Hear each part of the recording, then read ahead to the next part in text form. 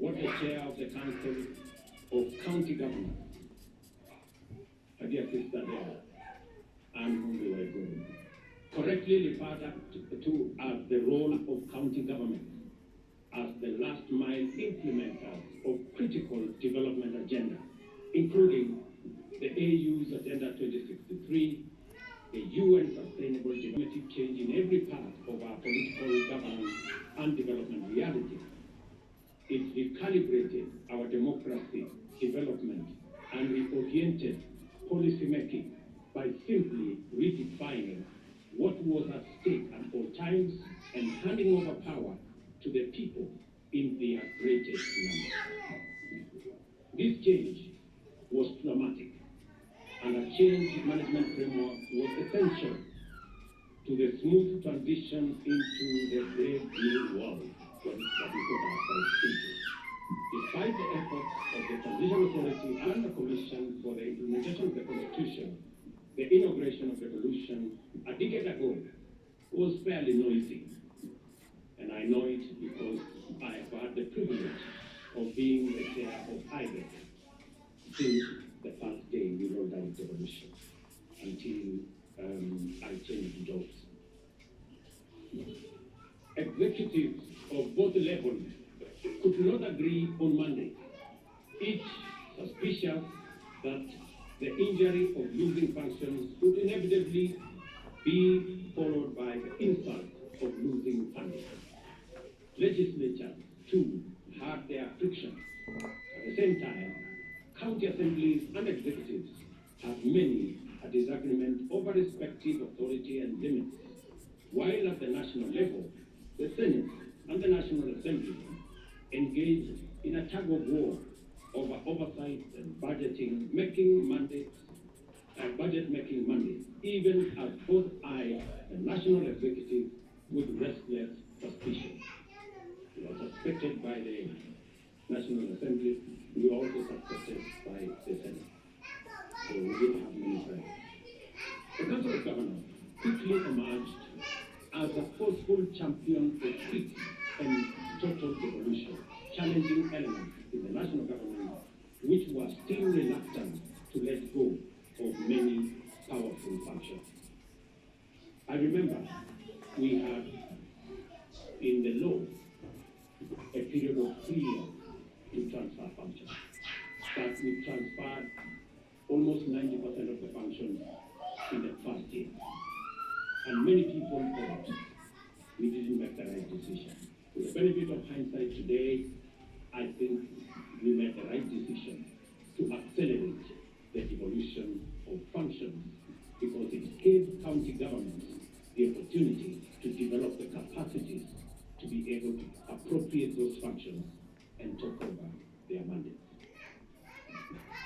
Those were very hard times because I remember them. But there were also times of fast learning and quick adaptation to relentless change.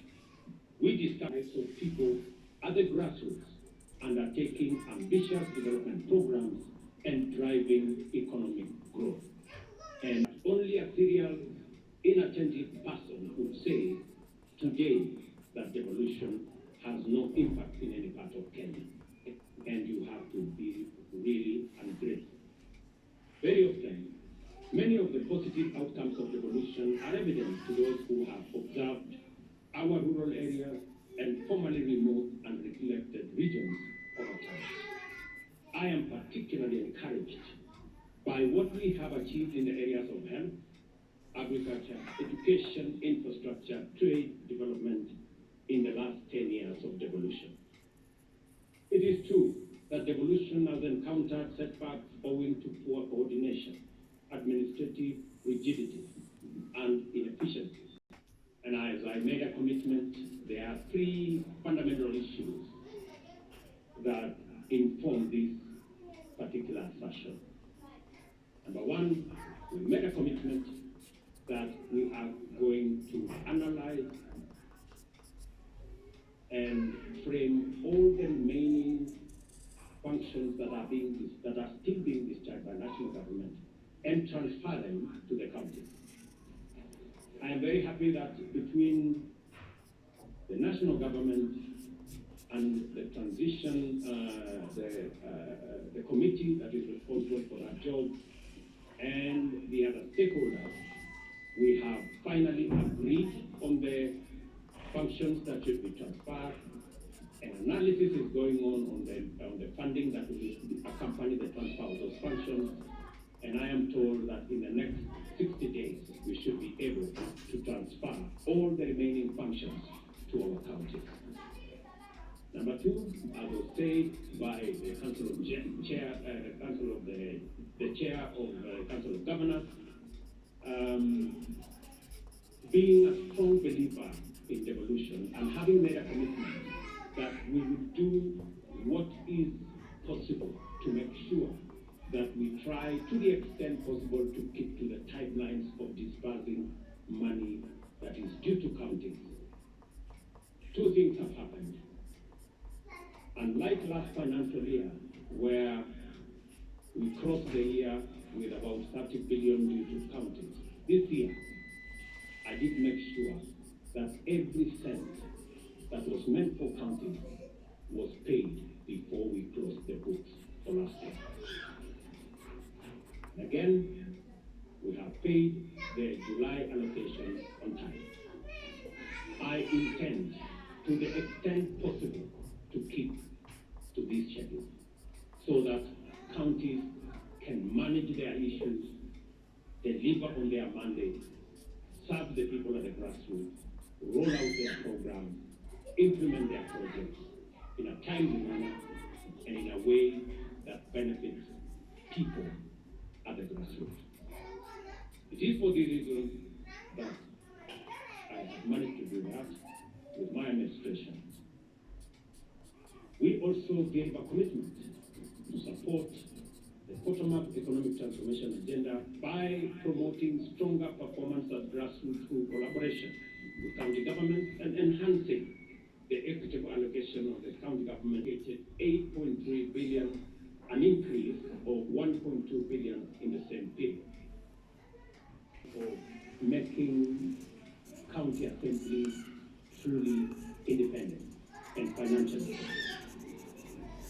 I think that is an aspiration, and that is a concept that I share, and we will work with the necessary stakeholders and institutions to make sure that the Senate provides the framework for the independence of our county assemblies so that they can have their independent votes.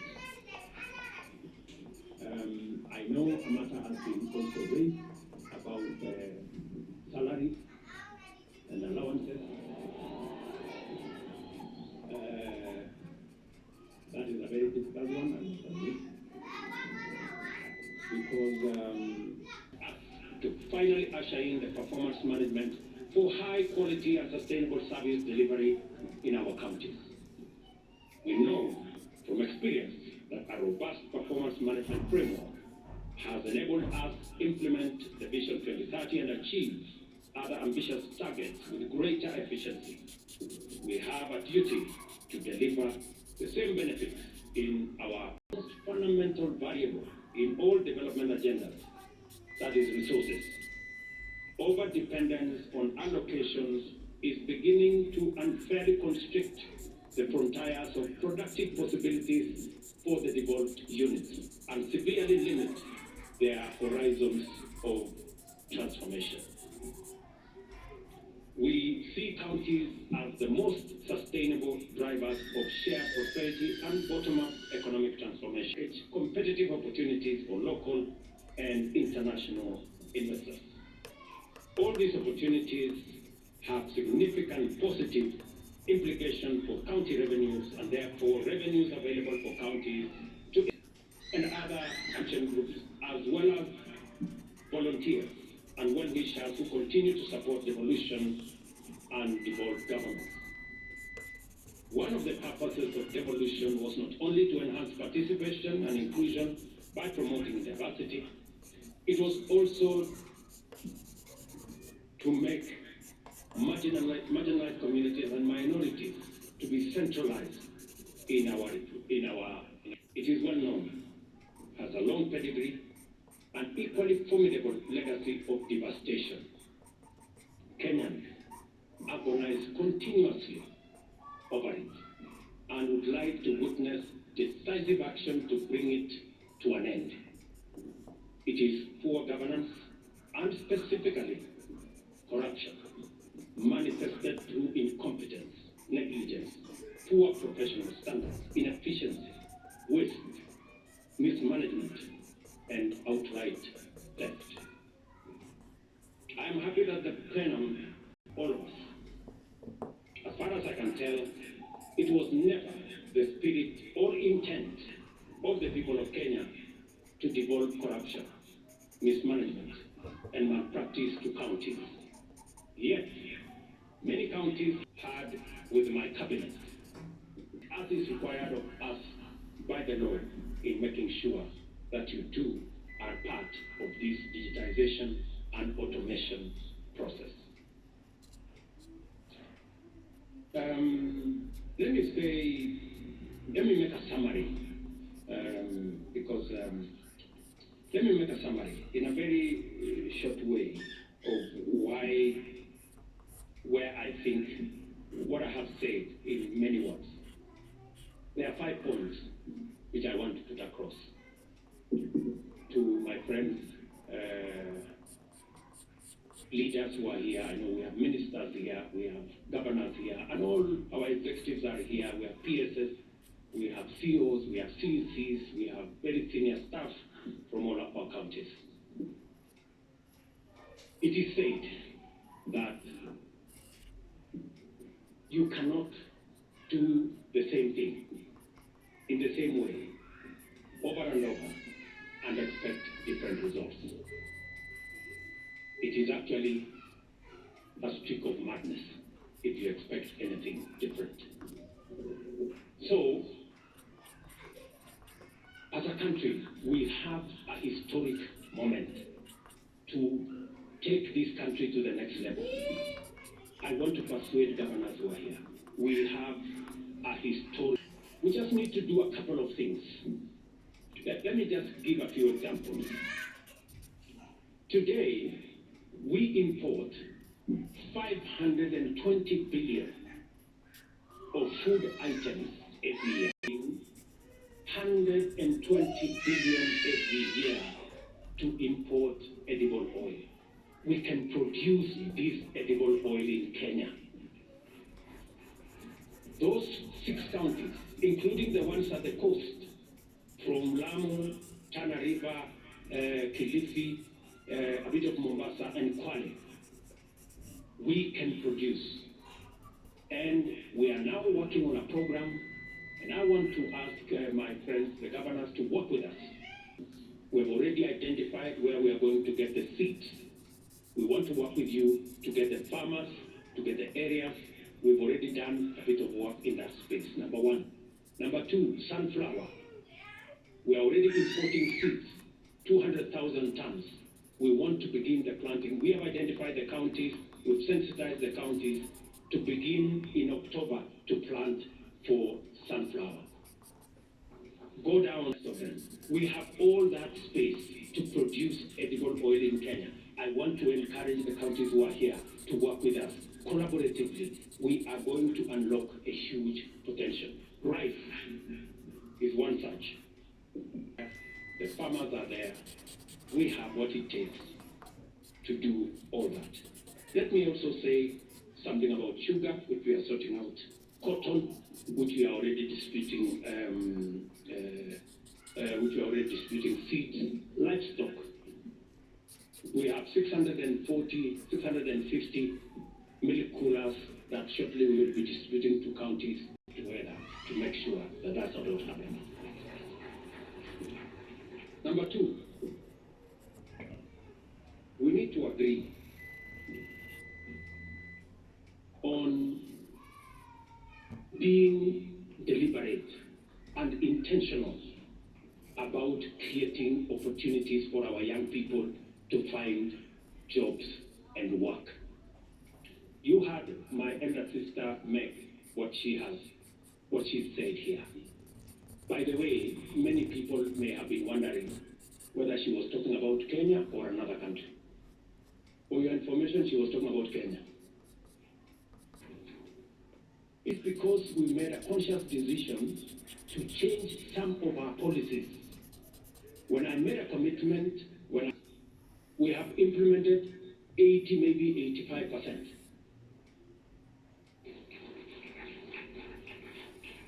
We're remaining with 1 or 2, which take a bit longer. And with that, we have seen an investment of close to beyond 200 billion in just the last 12 months in our country to create opportunities for jobs to drive away poverty. In sharpening that human capital by investing more in education. It is the reason why our budget this year on education went to 630. Asked our friends, the county governors, that we also want to tap into the vocational training centers under the county government. We want the vocational training centers to be also hubs of ICT. We would want to invest in at least an ICT hub for the globe.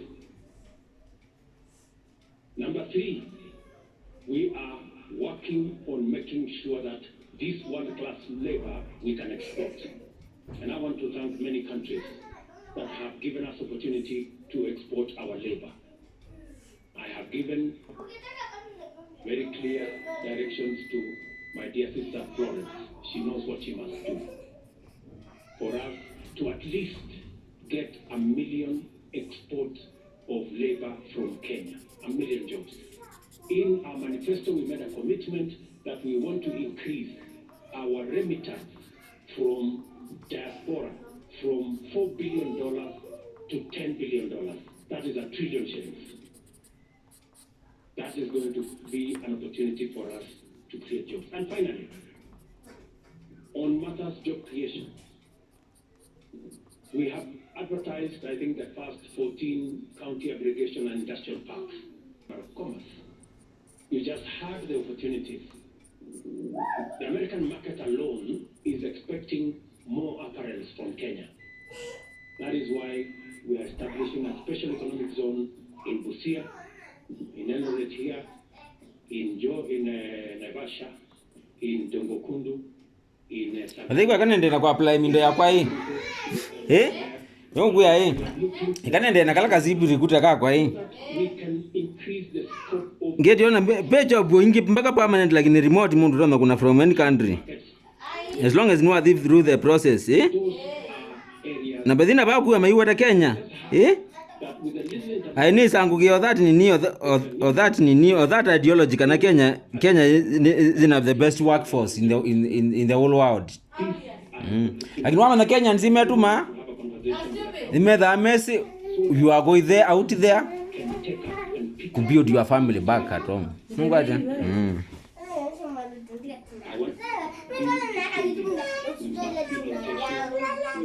Na kangu dai kindu kimwe tutena platform wewe mundu uzoko believe odo mundu dipanga ni create a website lakini I don't have one. Ni content creator obvious na letha nina a lot of content. Exactly. I'm really asking you to work with the national government. You have we have no intention whatsoever to take over any county function. We have no intention, and I want to say on this platform, all we want is to support the county government to achieve their mandate, and we will support you to the extent that you want us to support you. And reaches the last mile, and counties are best placed to do that. We need to work together on markets. As you have seen, markets is run by counties. But as you also know, in my campaign, Mama Mboga was front and center of my campaign. Walk away from that. So I have to get to this market. Aiwa. With you, so that if you want to improve on the design, I am ready. If you want to improve some of the parts, I am ready. If you want us to change from here to there, sawa. Lakini nisoko tujenge, because I saw in the presentation here, the women are saying wanajua. So nitawasaidia kupanga kuweka shade everywhere, na kupanga hiyo kuweka mahali iko stima, mahali iko nini. Let's work together. Let's also work together on matters to do with county aggregation and industrial parks. I must congratulate counties. We have a fantastic working relationship on county aggregation and industrial parks. They will be managed by counties, we will co-fund, and they will run with it in terms of agro-processing, value addition, manufacturing around that space. We need to work together on distribution of fertilizer. We are going to promote and we are going to invest in production. That's what we're going to do. It cannot be that we are importing edible oil